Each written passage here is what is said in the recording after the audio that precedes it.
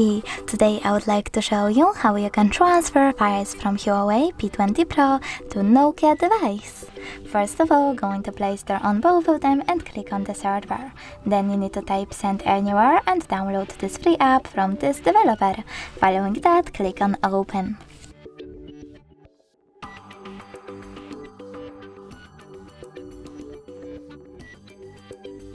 Now click on I accept, confirm, continue and allow on both smartphones.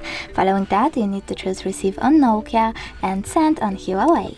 Then tap on all of those type of dots and choose send. This way you will send all of those files. It will take a long time though, so I will go with this one further, just send and click got it only for example. Over here we have two ways to connect. We can scan this QR code by tapping on the scanning icon on Nokia, choosing while using the app or only this time and pointing our camera at the code. But we can also input this key over here. Sorry, some kind of misclick. Input this key over here and tap on receive.